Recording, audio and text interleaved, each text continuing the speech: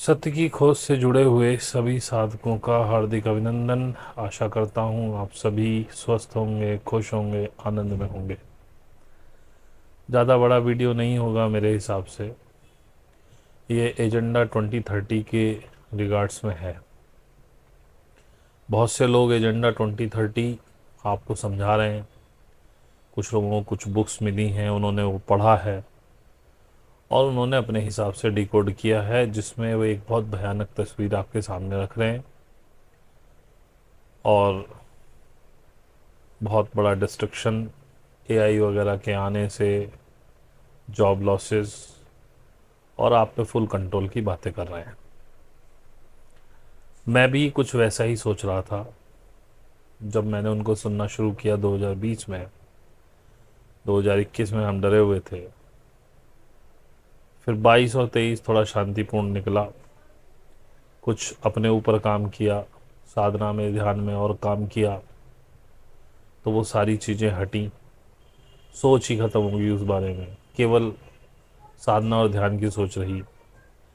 अब ये करीब मई जून से फिर से दोबारा उधर की तरफ डाला जा रहा है। तो कई वीडियोस इस और कुछ इन्फॉर्मेशन भी मिली है अपने गाइड्स के थ्रू भी, कुछ हार्ट पे रिजोनेट हो रही है। तो उस बारे में बात करते हैं इस वीडियो में।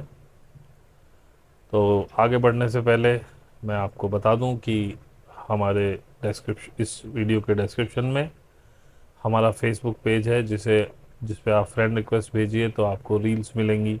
इंस्टा है, उसको फॉलो करिए, उसमें रील्स मिलेंगी जो आपकी ध्यान में, साधना में नहीं, ध्यान में आपको फ़ायदा करेंगी। अब ध्यान और साधना क्या है, इसके बारे में मैं बहुत पहले से बताता आ रहा हूँ, तो आपको पुराने वीडियोस सुनने होंगे। जो नए लोग हैं, जो पुराने हैं वो समझ गए होंगे। जो अभी तक मूड बना रहे हैं कि हम सीखें ना सीखें, जो नहीं कर पा रहे हैं खुद से, जो खुद से कर पा रहे हैं, वेल एंड गुड। आने वाली 20 तारीख को हमारा एक Q&A सेशन होगा ओपन, संडे को 4 बजे। अगर ये वीडियो उससे पहले रिलीज़ हो गया तो ये आपके लिए गुड है, अगर इसके बाद रिलीज़ होगा तो ये जा चुका होगा इवेंट, क्योंकि मुझे भी नहीं पता मैं इसे कब रिलीज़ करूँगा। तो बता दिया है। दूसरा, जो मन बना चुके हैं, जो उस लेवल पर पहुंच गए, नहीं अब सीखना है, तो फिर भाई मेरा व्हाट्सएप नंबर है, टेलीग्राम आईडी है। बेटर है टेलीग्राम पे करें, क्योंकि व्हाट्सएप से भी मैं आपको टेलीग्राम पे भेज दूंगा, लेकिन ठीक है, आप व्हाट्सएप करना चाहें कर दीजिए। क्योंकि पहले मैं आपको यही बताऊंगा कि भाई मैं पैसे लेता हूँ, उसमें से आधे से ज़्यादा तो भाग जाते हैं वहीं, विच इज़ फेयर इनफ। क्योंकि जो लोग आके भी 15 दिन में, 10 दिन में, महीने में भाग जाते हैं, उनसे भी मुझे कोई फ़र्क नहीं पड़ता। तो बेटर है कि ना ही आए तो अच्छा है। और अगर आपको लगता है कि ये चैनल आपको कुछ अच्छी जानकारी देता है, अगर आपने अभी तक सब्सक्राइब नहीं किया है तो प्लीज़ सब्सक्राइब कर लीजिए, बेल आइकन दबा दीजिए, ताकि आपको सारे नोटिफिकेशन मिलते रहें। और कमेंट करिए, लाइक करिए, शेयर कीजिए। तो मेन मुद्दे पे बढ़ते हैं। एजेंडा 2030, उसकी बड़ी बुक्स वगैरह पब्लिश हैं, आप वेबसाइट से उसकी सारी चीज़ें निकाल सकते हैं। और जो ये कोरोना गया, उसकी भी बहुत सारी इन्फॉर्मेशन WHO की साइट वगैरह पे पड़ी हुई थी, कब तक ये प्रोग्राम चलेगा, क्या क्या कहानी है, और बहुत सारी इन्फॉर्मेशन पे आपका हाथ लगा। आपको क्या लगता है कि वो बहुत बड़े वैज्ञानिक शोधकर्ता हैं जिन्होंने ये बड़ी मुश्किल से ये इन्फॉर्मेशंस निकाली? नहीं, ये इन्फॉर्मेशन वहाँ थी पब्लिक डोमेन में और लीक कराई गई थी जानबूझ के, कि कुछ लोगों तक पहुँचे, और उसके बाद वो हटा ली गई ताकि वो एक क्रांति पैदा करें, लोगों को पता हो क्या हो रहा है। ऑर्डर आउट ऑफ केओस एलाइट्स का पुराना तरीका है, लेकिन इन लोगों ने आज तक कभी भी आपको इन्फॉर्म करके कोई बात नहीं की। इन्होंने पाकिस्तान बनवा दिया, आपको इन्फॉर्मेशन दी। इसराइल बना दिया, आपको इन्फॉर्मेशन दी। बहुत सारे इन्होंने जेनोसाइड किए हैं, आपको इन्फॉर्मेशन दी। बहुत सारे काम हुए हैं जो मानवता के खिलाफ हैं, आपको इन्फॉर्मेशन दी। ये पहली बार हो रहा है कि ये इतना बड़ा इवेंट कर रहे हैं 2030 तक का, और उसकी सारी बातें आपको बता भी रहे हैं कि हम ये करने वाले हैं, हम ऐसे जनसंख्या घटाएंगे, हम महामारी लाएंगे, टीकों से घटाएंगे, टीकों से लोगों को मारा जाएगा, विश्व युद्ध होगा, इकोनॉमिक कलेप्स होगा, करेंसी ख़त्म होगी। ये सारी चीज़ें आपको बताई जा रही हैं, आज तक तो नहीं बताई गई। तो देखिए, मैं भी वही सोचता था जैसे पहले जो लोगों को मैंने सुना था, और वो लोग आज भी वही प्रचार कर रहे हैं। उसमें किसी का नाम लेना उचित नहीं है, बहुत से लोग हैं, एक हरियाणा के हैं, एक अपने औरंगाबाद के हैं, और दिल्ली के हैं, और भी बहुत से लोग जो अलग अलग इस मुहिम को चला रहे हैं। ठीक है, अपने कॉन्शियसनेस लेवल के हिसाब से वो देख रहे हैं। पहले हमें भी यही लग रहा था कि यही है, कि यार मार दिया जाएगा, लेकिन जब मैंने इसको सुना था तो पहले से ही मुझे एक पॉइंट खटक रहा था बार बार।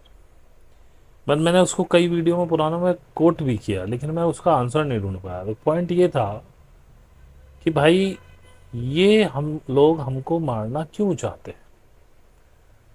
अब उनका तर्क है कि ये हमें गुलाम बनाना चाहते हैं, तो अभी हम फ्री हैं।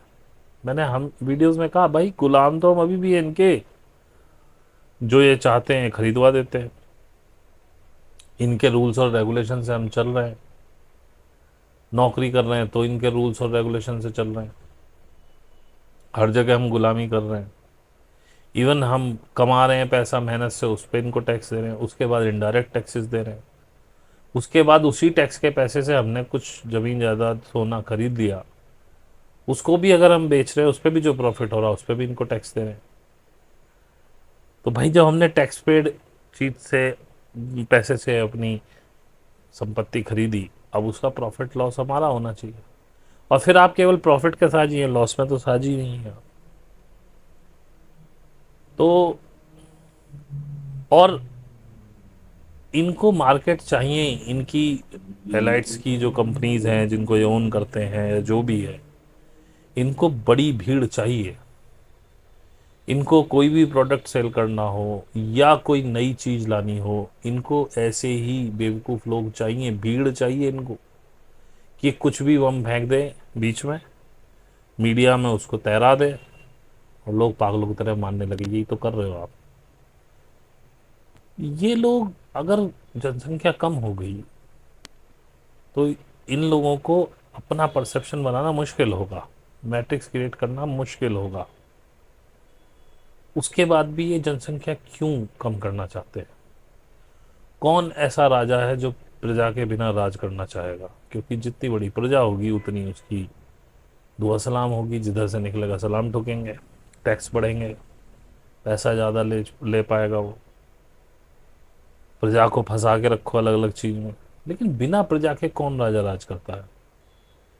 फिर वन वर्ल्ड वन गवर्नमेंट का ये जिक्र कर रहे हैं। जब बॉर्डरलेस हो जाएगा पूरा ग्लोब, तो भाई हथियार नहीं बनेंगे। हथियार एक बहुत बड़ी लॉबी है। जब इतने लोग कम हो जाएंगे तो ज़्यादा पैदावार की आवश्यकता नहीं, तो कीटनाशक भी नहीं डलेंगे। कीटनाशक नहीं डलेंगे और ये वातावरण भी शुद्ध हो जाएगा अपने आप, पॉपुलेशन कम होते ही। तो दवाइयाँ भी कहाँ लगेंगी, बीमार भी आप नहीं पड़ेंगे। तो फिर ये एआई को इंट्रोड्यूस कर रहे हैं, ड्राइवरलेस कार, ड्राइवरलेस ट्रक्स, हर चीज़ में ऑटोमेशन, रोज़मर्रा की चीज़ों में, खाने बनाने तक के रोबोट्स हैं, खेती करने के रोबोट्स हैं, फसलों को काट के दाना आपके घर ले आएंगे, उसे भी ले जाके खुद पिसवा देंगे, खुद ही रोटी बना के खिला देंगे। ऐसे रोबोट्स भी डेवलप हैं। वार के लिए रोबोट्स हैं, एक्चुअली वो वार के लिए नहीं, पुलिसिंग रोबोट्स कहना चाहिए हमको, क्योंकि जनसंख्या कम हो जाएगी तो पुलिस भी कितनी चाहिएगी, और शायद पुलिस हो ही ना, यही लोग प्रोटेक्ट करें। जनसंख्या इतनी कम हो जाएगी तो वकील, तो वो काम भी एआई को दे रहे हैं। जज भी एआई, वकील भी एआई।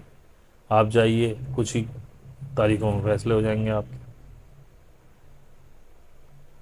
झूठ, चोरी चकारी, ब्राइब्स, ये सब कम हो जाएंगे। सीबीडीसी लाके इनको क्या फ़ायदा है? ये गवर्नमेंट सीबीडीसी क्यों लगाएंगी? क्योंकि जो ये गवर्नमेंट्स आपको दिखाई देती हैं, ये बहुत बड़ी मात्रा में ये अफीम जैसे नशों को सपोर्ट करती हैं, क्योंकि जितने बड़े बड़े टाइकून्स हैं जो ये नंबर 1 में कमाते हैं, उससे ज़्यादा इनका नशे का कारोबार रहता है नंबर 2 में। और गवर्नमेंट को पैसा चाहिए होता है जब ये इलेक्शन लड़ते हैं, सारा खेल नंबर 1 में नहीं होता। तो वही लोग वो पैसा कहाँ से लाएंगे? नंबर 2 के कारोबार से। तो गवर्नमेंट सपोर्ट करती है उनको। देख लो, जब से अडानी के हाथ में वो पोर्ट आया गुजरात का, पहले केवल जो ड्रग्स थी वो पंजाब में थी, अब हरियाणा भी पूरा चपेट में आ चुका है, गुजरात चपेट में आ चुका है पूरा। खैर, तो इनको सीबीडीसी से कोई फ़ायदा नहीं, क्योंकि जब तक लोग ब्राइब ले रहे हैं, करप्ट हैं, तभी इनका काम चल रहा है। अगर लोग करप्ट ना रहें तो फिर, क्योंकि सीबीडीसी तो सब ट्रैक हो जाएगा। वो कह रहे हैं जी ये आपको कंट्रोल करने के लिए है। भाई, हम अब भी उनके ही कंट्रोल में हैं भाई। ये मतलब नहीं है कि हिंदुस्तान में आप कहीं भी खंबे पे मूत सकते हो खड़े होकर, या किसी भी पेड़ के नीचे, तो आप स्वतंत्र हो। आप स्वतंत्र नहीं हो। तो मैंने इसको जब ध्यान से देखा तो मुझे पता चला, देखिए, मैं आप पे कोई ज़बरदस्ती नहीं कर रहा हूँ। आपको ये बात समझ में आ रही है, अगर आपको मेरी तरह रिजोनेट हो जाए तो ठीक है। आपको रिजोनेट नहीं हो रही है, छोड़ दो, मैं गलत कह रहा हूँ बिल्कुल, क्योंकि ये भी मेरा अपना परसेप्शन है, ये मेरा अपना point of view. I may be wrong, I may be right, लेकिन मुझे इसमें उम्मीद की एक किरण दिखाई दे रही है। क्योंकि मैं देख रहा हूँ कि जितनी भारी मात्रा में एनपीसीज हैं, जितनी भीड़ यहाँ इकट्ठी है जो इस मैट्रिक्स को बना रही है, मेरे पास इंफॉर्मेशन है कि जनसंख्या वर्ल्ड की बहुत कम हो जाएगी, लेस देन 50%। अब 50% से कितनी लेस होगी ये मुझे नहीं पता। हो सकता है वो केवल 51% तक ही ख़त्म, मतलब एनीथिंग बिलो 50% रहेगी आने वाले 4-5 सालों के अंदर। आई में भी रॉन्ग, आई में भी राइट, क्योंकि मेरे पास कोई सबूत नहीं है। जो होगा भविष्य में वो देखा जाएगा। तो जब ये भीड़ हट जाएगी, ये भीड़ तंत्र हट जाएगा, तो खेती कौन करेगा? ट्रांसपोर्टेशंस कौन करेंगे? कौन ट्रक चलाएगा? लेबर कॉस्ट हाई हो जाएगी। और मेरे अपने हिसाब से तो उन्नत चेतनाएं ही बचेंगी। अब उन्नत चेतनाएं अपने स्पिरिचुअल ग्रोथ पे ध्यान देगी या फिजिकल ग्रोथ पे ध्यान देगी? जैसे जैसे चेतना उन्नत हो जाएगी वो फिजिकल चीज़ों से बाहर चली जाएगी। पैसे वैसे में उसका कोई ज़्यादा इंटरेस्ट नहीं रहेगा, अपने ज्ञान की तरफ भागेगी। फिर भी कुछ असामाजिक तत्व हो ही जाते हैं, तो उन छोटे मोटों को कंट्रोल करने के लिए पुलिस को तनख्वाह कहाँ से लाएंगे? या पुलिस को क्यों अपॉइंट करेंगे? इतना बड़ा तंत्र नहीं बन सकता है, तो वहाँ एआई इंट्रोड्यूस कर दिया जाएगा, पुलिसिंग उससे होगी। अब जब वन वर्ल्ड की बात आप कर रहे हैं तो उसमें बॉर्डर्स तो है नहीं, तो लड़ाई का तो सवाल ही नहीं है, केवल पुलिसिंग के काम आएंगे। ये मेरा मेरा वर्जन है, कोई ज़बरदस्ती नहीं, आप इसे माने। इतनी जो जनसंख्या बची है, हो सकता है वो खेती करना ना जाने, या खेती करने वाले बहुत कम बचे, तो अनाज कौन पैदा करेगा? तो उसके लिए रोबोट्स हैं, ज़्यादा अच्छी फसल पैदा करते हैं। ड्राइवर्स कम बचे, और जैसा कि सुनने में आ रहा है, आगे आगे ये इस तरह के रूल्स लाएंगे कि प्राइवेट व्हीकल्स बचेंगे ही नहीं, सार्वजनिक व्हीकल बचेंगे, और वो भी एआई गवर्न होंगे। तो न जाम का खतरा होगा और ना ही ठुकने भिड़ने का खतरा होगा, क्योंकि आप सो सकते हैं, एआई नहीं सोता, मशीन है। तो जिन छोटे मोटे कामों में आप आज तक उलझे रहे हैं, आपने अपनी ज़िंदगी बर्बाद करी है, जैसे कि क्या कहते हैं, बच्चे पालना, बच्चे पैदा करना, उसके बाद बस अपने पेट भरने के लिए जाना काम पे। तो यदि पेट भरने का इंतजाम गवर्नमेंट करने लगे और आप अपने ज्ञान पे काम करें, तो तो इस तरह का कुछ समाज मेरी समझ में आ रहा है। अभी पिक्चर बहुत क्लियर नहीं है, लेकिन जो समझ में आ रहा है वो मैं आपको बता रहा हूँ। तो मेरे हिसाब से तो ये टोटल गैलेक्टिक अलायंस का एजेंडा है 2030। ये एलाइट्स का एजेंडा नहीं है। और ये वैक्सीन भी गैलेक्टिक अलायंस के द्वारा ही प्लान थी। और आगे जितने भी इवेंट्स होने वाले हैं वो गैलेक्टिक अलायंस के थ्रू ही होंगे। मुझे महाभारत याद आती है कि जिस तरह से कहा जाता है कि द्वापर के अंत में कृष्ण ने महाभारत कराई। फिर मैं एक बार डिस्क्लेमर दे दूं, मैं नहीं मानता हूं कि महाभारत हुई थी, ना कभी कोई कृष्ण हुआ था। हाँ, एक युद्ध हुआ था जिसे जय संहिता में कोट किया गया, क्षत्रियों का एक युद्ध हुआ था। क्यों हुआ था, कैसे हुआ था, जय संहिता मैंने पढ़ी नहीं, बहुत कोशिश करी, मुझे मिली नहीं। कभी मिल जाएगी तो बता दूंगा पढ़ के। तो वो जो बात याद आती है महाभारत की कि जी द्वापर में कृष्ण ने युद्ध करा के सबके आयुध नष्ट करा दिए और बिल्कुल प्लेन कर दिया। तो मुझे ऐसा लगता है कि थर्ड वर्ल्ड वार जो है इसमें आपस में लड़ लड़ा के सब अपनी मिसाइल फेंक के खाली हो जाएंगे। और जो आमूलचूल नुकसान इकोनॉमी को होना है, लोगों को होना है, देशों को होना है, वो हो जाएगा। और हर विश्व युद्ध के बाद कुछ देश नए बनते हैं, कुछ बिगड़ते हैं, कुछ देशों की सीमाएं बदल जाती हैं।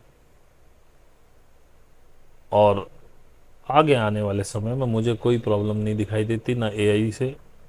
एआई हमारे हेल्प के लिए बनाया गया है, क्योंकि भीड़ को इतना कम करने से इनका कोई ये 10-20 लाख आदमी तो कभी भी मार देते हैं कहीं पे भी, एलिट लोग अपने प्रोडक्ट बेचने के लिए, कुछ नई सिस्टम लाने के लिए कई देशों को तबाह कर देते हैं। फिर रीबिल्ड के नाम पे वहाँ पे नई एक्सरसाइज चलाते हैं। लेकिन ये कुछ अलग है, 2030 कुछ अलग है। ये वर्ल्ड वाइड इवेंट है, किसी एक देश के ऊपर नहीं।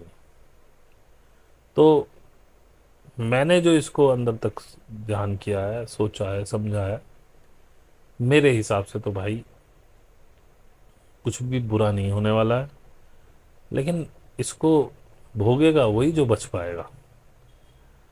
तो 2028 जो पार कर लेगा उसकी कुछ उम्मीद बनेगी, शायद 30 भी पार कर ले। बात तो 32 पार करने की है, लेकिन हाँ उसके बाद बहुत आप आदी हो जाएंगे और मेन डिस्ट्रक्शन शायद ख़त्म हो चुके होंगे, थोड़े थोड़े हो रहे होंगे। मुझे ये भी नहीं पता है कि ये होगा ही, ये सिर्फ अंदाज़ा ही है। डराने की बात मैं कोई कर नहीं रहा हूँ। जो लोग जागेंगे वो बचेंगे। जागने का मतलब है अपने आप से जुड़िए, अपने आप को तैयार कीजिए, साधना कीजिए, अपनी कॉन्शियसनेस को बढ़ाइए, क्योंकि आगे आने वाली सभ्यता में ऊंची कॉन्शियसनेस ही रह पाएगी। डाउन लो कॉन्शियसनेस के लोग वहाँ नहीं रहेंगे और एनपीसीज मोस्टली ख़त्म हो जाएंगे। मैंने एनपीसी का एक वीडियो पहले इससे आप देख चुके होंगे, तो उससे आपको क्लैरिफाई हो गया होगा एनपीसी क्या है, कौन है। और इतना मुझे अंदाज़ा है कि आज की जनसंख्या में 85% से ऊपर एनपीसी हैं, या मोटा मोटी 80 पकड़ लो। तो अगर उस हिसाब से मैं देखूं तो मुझे लगता है कि शायद 20% लोग बचें। लेकिन ये कोरा अजम्पशन है, डरने की आवश्यकता नहीं है। जब होगा तब देखेंगे कितने परसेंट बचेंगे, कितने परसेंट जाएंगे। तो मुझे तो ये समझ में आया, मुझे तो ये लग रहा है ना एनपीसी आप ओ सॉरी ना एआई आपको नुकसान कराने के लिए है, सिर्फ आपको प्रोटेक्शन देने के लिए है। आपके रोज़मर्रा के काम जिनमें आप केवल अपना समय बर्बाद कर रहे हैं आज तक, आज की सभ्यता में वही एक ज़रिया है। लेकिन आगे की सभ्यता में आपका समय वेस्ट नहीं होना चाहिए। मैक्सिमम समय आपका अपने ध्यान, अपने ज्ञान पे लगना चाहिए, नई चीज़ों के शोध में लगना चाहिए। तो उस हिसाब से वो आपके डेली नीड्स के जो काम हैं उनसे आपको फारिग कर देंगे और आप अपना काम करिए, ऐसा मुझे लगता है। मैं फिर कह रहा हूँ, ये मेरा कोरा अजम्पशन है। किसी को अच्छा लगे मान ले, ना अच्छा लगे ना मान ले। मैं गलत भी हो सकता हूँ, मैं सही भी हो सकता हूँ, मैं पार्शली सही हो सकता हूँ, मैं पार्शली गलत हो सकता हूँ। क्योंकि भविष्य में क्या छुपा है इसका मोटा मोटा ही अंदाज़ा लगाया जा सकता है, इसको आप कभी भी डिफाइन नहीं कर पाएंगे, कोई भी क्लैरिटी से नहीं कह सकता, चाहे कितना भी बड़ा भविष्यवक्ता हो कि नहीं ऐसे ही होगा। तो मैं भी ऐसे नहीं कह रहा हूँ, लेकिन मैं बहुत ही ज़्यादा अच्छा महसूस कर रहा हूँ फ्यूचर को लेके, खुशी महसूस कर रहा हूँ, मेरे मन में कोई डर नहीं है। ठीक है, जब कुछ नया बनता है तो पुराना तोड़ा जाता है, डेमोलिश करना पड़ता है पुरानी चीज़ों को, तभी नई चीज़ें बनती हैं। तो वो पेन हमें झेलना पड़ेगा, बहुत अपने बहुत करीबियों को खोना पड़ेगा। मेरा तो अब कोई करीबी रह नहीं गया है, मैं तो पहले से ही सबसे जयराम जी की कर चुका हूँ, किसी से कोई मोह वगैरह का रिश्ता मेरा बचा नहीं है। ले दे के सबसे करीबी में बच्चे और मेरी पत्नी है, 4 लोग, वो भी इसलिए कि साथ रहता हूँ। हो सकता है अगर इनमें से कोई जाए तो थोड़ा बहुत दुख हो, क्या पता ज़्यादा भी हो कहना आसान है, जब उस सिचुएशन में आता है आदमी तब पता चलता है, लेकिन जो भी होगा मैं स्वीकार्य है मुझे। मैं खुद भी जा सकता हूँ, मैं खुद मर सकता हूँ, इसमें कोई बड़ी बात नहीं। अपने मरने का तो खैर कोई गम, कोई इच्छा, कोई चिंता ही नहीं, जो होगा देखा जाएगा। लेकिन मैं बहुत आश्वस्त हूँ आने वाले फ्यूचर के लिए कि वो बहुत ही सुंदर होगा, और उसके लिए कुछ कुर्बानियाँ तो देनी पड़ेंगी। देखिए, तो भाई तैयार हो जाइए, पेटी कस लीजिए, ज़्यादा समय नहीं बचा है। फिर अनुरोध यही करूँगा, साधना से जुड़िए, खुद से करना शुरू करिए, किसी गुरु को ढूंढिए, कोई नहीं मिलता मेरे पास आ सकते हैं, डर के मत आना। अगर अंदर से केवल ये इच्छा हो कि मैं सिर्फ इसी के लिए अब अपना जीवन समर्पित करता हूँ, मैं साधना में ही जाऊँगा और अब मैं इसी को एक्सप्लोर करूँगा, मैं मुझे सहस्त्रार देखना है, मुझे परमात्मा से मिलना, तभी आइएगा। कोई डर से आप आ भी गए तो रुक नहीं पाएंगे। आपका अगर ध्येय सही नहीं है तो आप साधना नहीं कर पाएंगे। तो इसलिए जिसके मन में आगे बढ़ने की तीव्र इच्छा हो वही आए, बाकी मुझे मस्खरे लोग नहीं चाहिए। ना किसी को डराना मेरा उद्देश्य है, मैं बहुत पॉजिटिव हूँ। मैंने जो सोचा समझा वो आपको बता दिया, आपको अच्छा लगे मान लेना, नहीं अच्छा लगे छोड़ देना। जिसको डर लग रहा है तो वही लेट इट बी, डरो भाई, मैं क्या कर सकता हूँ। मैंने फिर भी आपको परसेप्शन दिया है, शायद आपको कुछ आराम मिले। और जिसको नहीं लग रहा है, जो खुश है, तो वो तो वेल एंड गुड है। तो इसी के साथ बस इतना ही मैं कहना चाहता हूँ, आज के लिए इतना ही। थैंक यू वेरी मच, धन्यवाद, बाय।